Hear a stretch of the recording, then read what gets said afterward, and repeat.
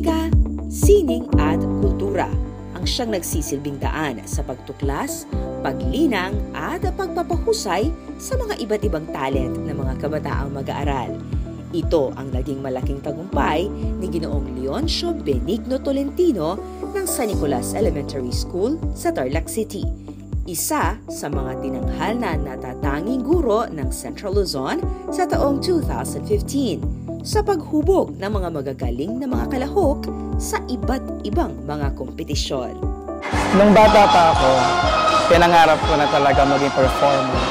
Na kung saan, hanggang ngayon, naibabahagi ko aking mga talento sa aking mga estudyante. Ang napakasarap na maging isang performer. Ako ay tutuwa sapagkat itong mga talentong ito na binigay ng Panginoon ay talagang naibibigay ko ngayon sa aking mga estudyante. By being a music lover, you can able to enhance, improve, and make the teaching and learning process not a boring activity, especially in Filipino and AP.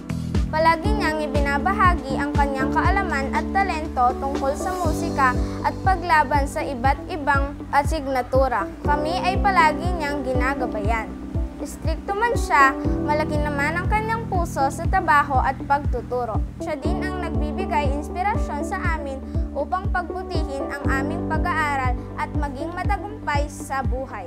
Naging young achievers din ako simula nung grade 4 ako dahil sa matyagang pagtuturo ni Sir Leo. Pinakikita niya ang kanyang talento at karunungan sa kanyang mga estudyante sa pagtuturo na walang kabayaran.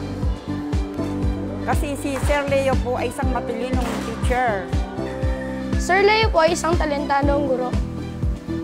Napakagaling niya po pagdating sa musika, sining at sa iba't ibang asignatura. Nung naging grade 4 teacher ko po siya, lagi na po ako lumalaban sa division level ng iba't ibang kompetisyon. Sa bawat laban po, hindi niya po kami pinapabayaang matalo. Istrikto po siya sa pagtuturo, kaya po natututunan po namin ang kanyang mga gabay at payo. Nanalo man po natatalo sa contest, lagi pa rin po siyang proud sa amin. Kaya po nagpapasalamat po ako sa lahat ng magagandang aral at bunga po na naibahagi niya po sa akin. Siya yung nagturo sa akin na huwag maging mahiyain. Siya din yung tumulong sa akin na palakasin ang aking loob sa aking mga talento sa pagsayaw at sa pagtugtog.